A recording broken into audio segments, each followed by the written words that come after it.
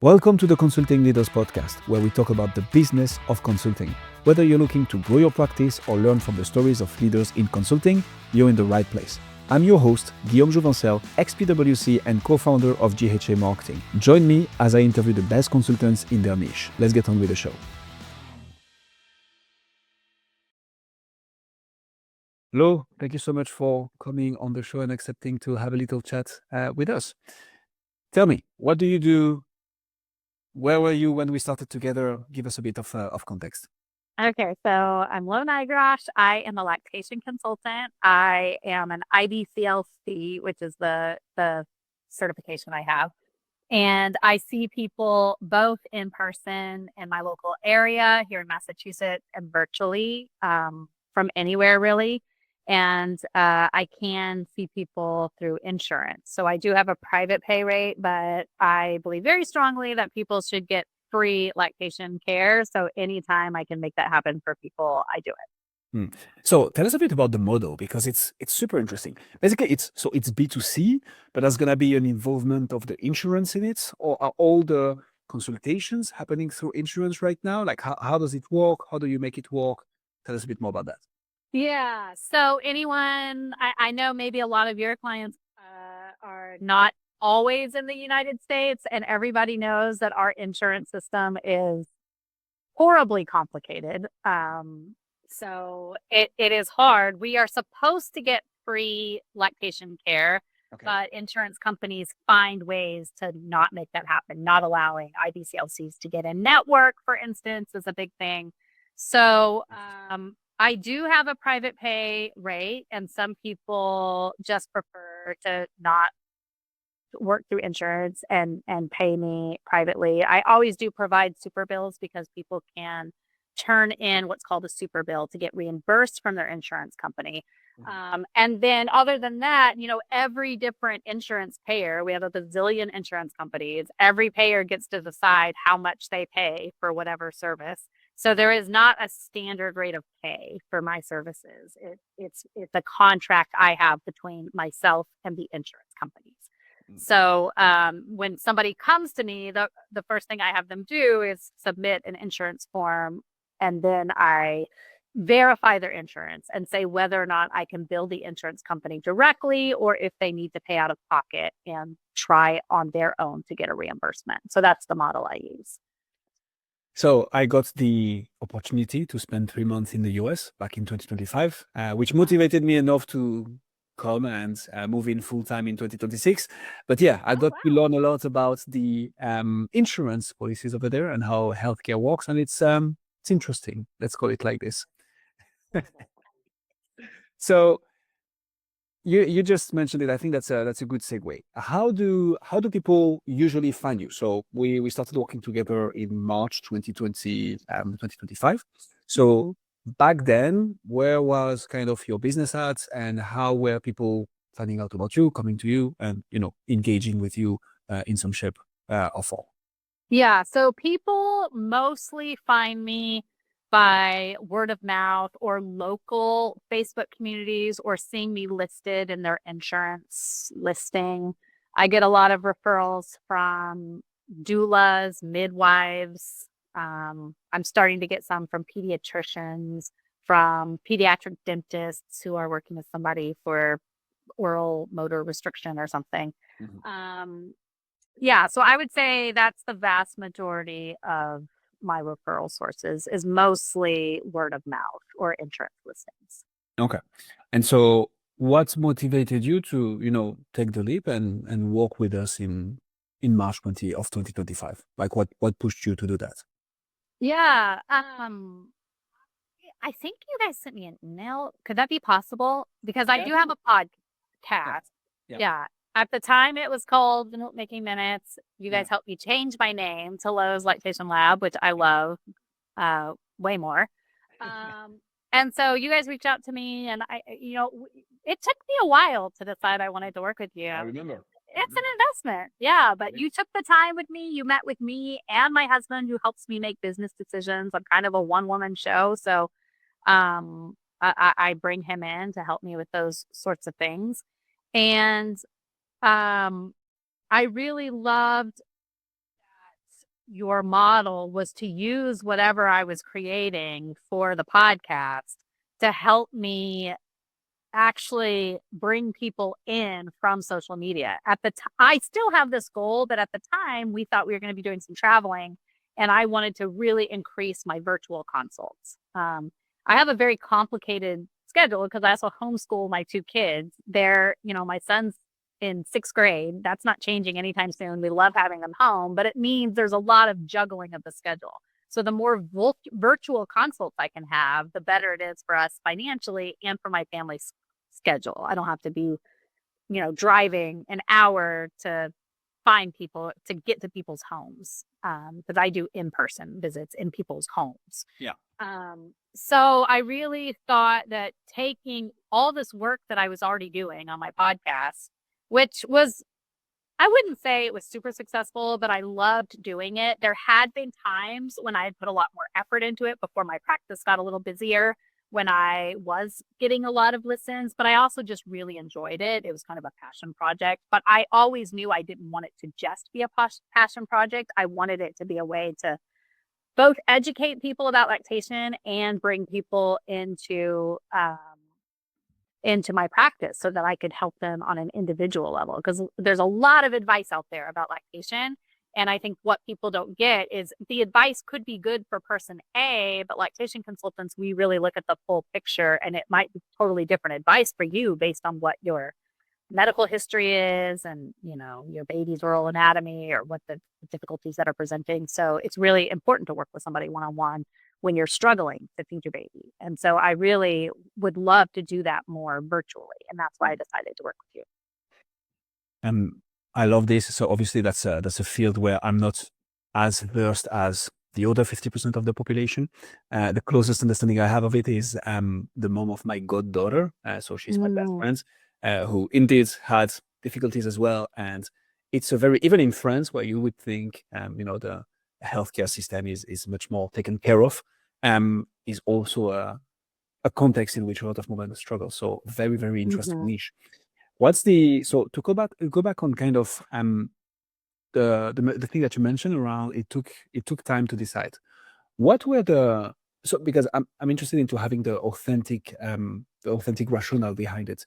What were the reasons that you were kind of hesitant to move forward and hold no punches? And what made you at some point take the leap? Like what made you confident enough that whatever it was that was like restraining you from doing it, you decided to move forward regardless?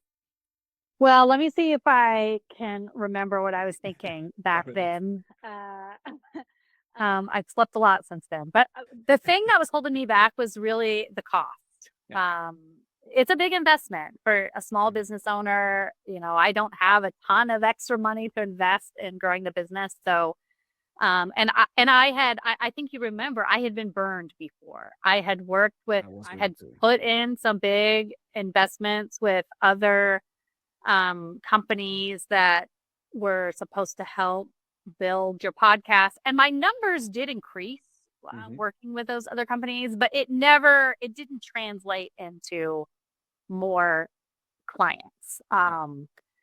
And I also didn't get a lot of one-on-one help with them. And so talking to you, I knew that I was going to get one-on-one help. There was like a weekly, was it weekly? Or I could just check in whenever, I think. Yeah, beginning was weekly, and then I would just reach out if I wanted to schedule something, and I jumped on a call and we would talk. So I wanted the really personal help with figuring out what is it that is going to bring people to not only commenting, but to like booking a consult, because I knew if I could just talk to people, my retention rate, like if I see somebody, unless it's just an easy fix and like, oh yeah, you just needed to adjust your positioning. If I see somebody, they're going to call me again. I have a very high retention rate. So I know if I can just talk to somebody and help them feel better about their situation, where they are right now, because there's a lot of heavy emotions that go with trying to feed your baby. It's a very, very challenging time for people. And a lot of other people who are trying to help those people just don't understand how complicated it So I really wanted help figuring out how do I get people to just book one call with me so that they could feel like they trusted me and knew that I was, because there's so many voices out there giving advice, out in social media land that Yeah. it's hard for people to choose like which voice they're gonna Mm. connect with and follow. So I love this. I think the particularity or one of the particularities of your industry, Lo, is that it's extremely personal and intimate as well. Meaning, Mhm. you're gonna find advice out there that you could potentially apply, and it will work, kinda. And maybe that's what we're gonna get a little bit later on into the actual content that needs to be put out there and what works. But like making sure that people at the end of the day reach out to you and start engaging with you because like, hey, I got value from this, and now I feel confident enough to get you into my very intimate circle, which Mhm. in your case is very important. That's something that I agree with you takes effort, just because you mentioned it, and I want to make it clear as well. So the way we typically work is over the first few weeks, typically first 4 to 5 weeks, we're gonna have a weekly workshop anyways to make sure everything is like smooth and squared, and we are in the right direction. And then it's basically unlimited one-on-one. Mhm. Doesn't mean that you can book, 6 calls a day, but it's like, hey, you need help, we jump on a call, period. And for sure, we Mhm. have a monthly checkup. I think that really usually helps. Be like, we're here to get results, not just to put content out there. How can we do that best? Mhm. So in your case, tell us a bit more about the journey. Like, how did that work out for you? How did it go? What's your experience? Hold no punches. We want the whole flavor. How working with DHA marketing has been for you, Lo? Yeah. So when we first started working together, I had not even put out a podcast episode in months. I just got bogged down with other work and I wasn't really getting a lot of stuff back. So I was doing some social media just like kind of randomly. But so we ramped up the podcast again. I figured out, you know, you guys helped me figure out topics that would be relevant. There was a lot of cool tools that were used, like figuring out what are people asking about on social media. I didn't know how to use those tools to figure out what are people's. I know the pain points that I see myself in Yeah. my own feeds on social media or that people reach out to me about, but uh I didn't know what questions I should really be addressing, both in my podcast and in my shorter, like social media clips. So that was incredibly helpful because initially my podcast was like an interview style podcast. And I still like to do those where people would just share their stories. Um, but in the end, that wasn't really bringing people to me. And I had, before I started working with you, started doing more like shorter kind of informational podcast episodes, but it wasn't super strategic. It was just like, okay, I'm going to do a series on X, Y, or Z. And it wasn't based on any data that was out there. So that was incredibly helpful. And we started putting podcast episodes out and I was getting a lot more traction, like a lot more views on social media, on YouTube and on TikTok in particular. Even on Instagram, I get a lot more views, but not a lot of engagement still Yeah. and no bookings. So we got to the end of the 12 weeks and I felt like for the initial, I think there was an initial 12-week period. Is Yeah, that that's it. right? Yeah. Yeah. So we got to the end and I felt like I had made progress, but I still wasn't getting the bookings and so then we changed course. And this was my fear when I booked with DHA was like we would get to the end of the 12 weeks and if I didn't get the results, I was just on my own again Mhm. because that had happened to me previously. It was like there was a dead stop and you didn't even get in my previous experiences with other companies that do similar things. I didn't even get any one-on-one help. It was like we're going to join a group call and Yeah. everybody who's in the cohort right now, we're going to all talk and it helped me learn some things, but it really wasn't specific to like my niche Mhm. and what my clients needed. Yeah. And so you continued to work with me and it was it I felt I'm still working with you guys because I have started to get some bookings, but it's still not like super consistent. Yeah. And so we're continuing to tweak and figure out what are the right calls to action, what are the right things to offer for free just to get people to reach out. So I started out, I made an ebook and the team helped me make it. So I created the content, but then I shipped it off to the team and they created this fantastic ebook. And I thought at the time that I was going to focus on like getting people in prenatally, but it turns out like people who are, and I kind of knew this, but people who are pregnant, I know how much they need to meet with a lactation consultant prenatally, but they're worried about their gift registry. They're not worried about feeding their baby because you just can't know how hard it's going to be until you're there. And so that didn't really work. And so then we switched the call to action. This was recently, like maybe in October, November. We started switching my call to action, and we just stopped focusing on the podcast. We realized that yes, it was.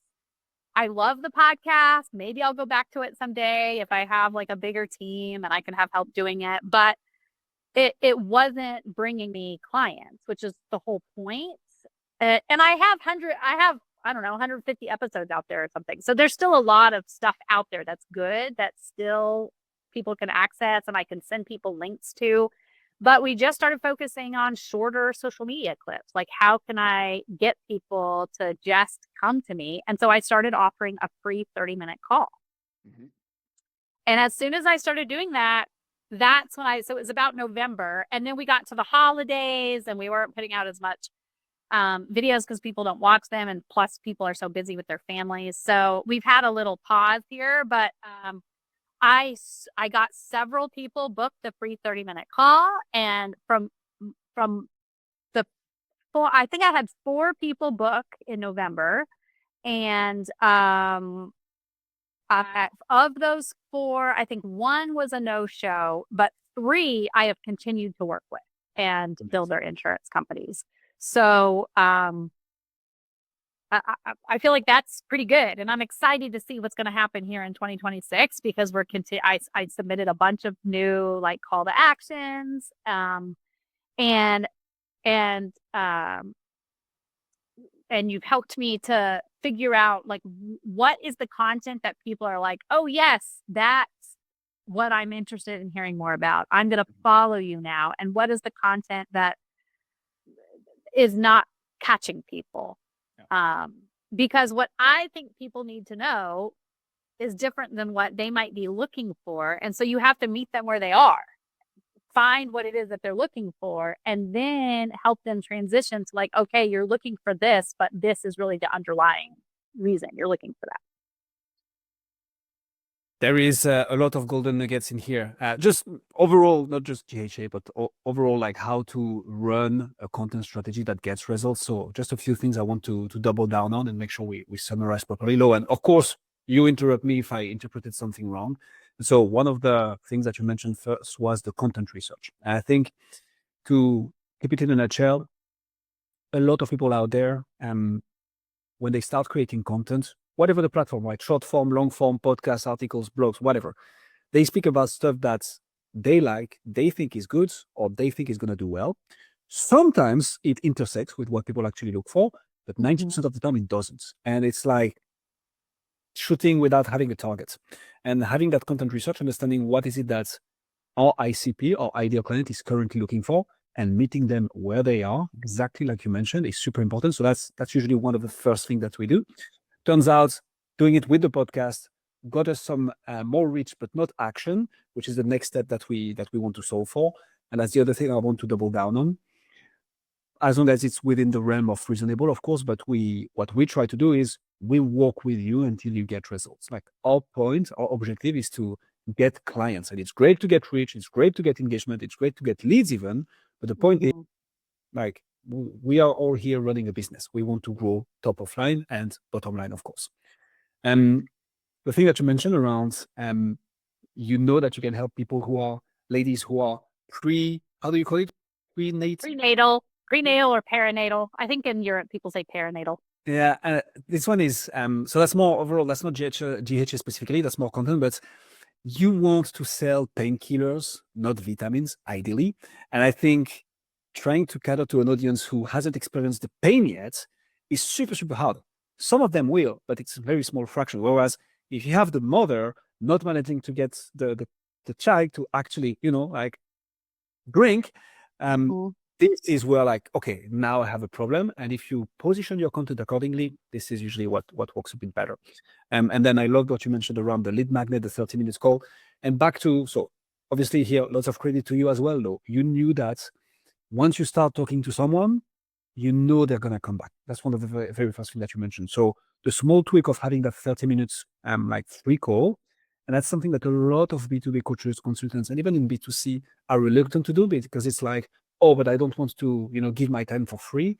It's not for free. You only do it if it's Mhm. a qualified lead. But then the potential Mhm. side for like, if you know you can work with them long time.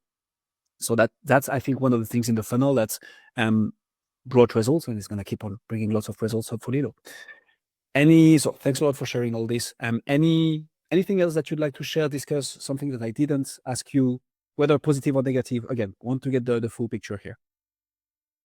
Um, no, I think it's just been so helpful. Like I look back on where I was a year ago, and even though I'm not seeing as many virtual clients as I would like to be seeing, I can feel it. I feel like I'm at the beginning of the snowball, maybe. Making And progress. and I hadn't had that feel, or the beginning of the avalanche, maybe. And I hadn't had that feeling before. And I think just having a point person that I can go to and say, "Hey, what about this?" Or can you help me come up with, 7 hooks that I Yeah. can record videos for. I'm not having to do it all on my own, and it's somebody who understands marketing. So it's not just like another lactation professional who's like, "Yeah, well, we think these things are great to talk about." It's like, no, Yeah. what's going to get the people who have the pain point?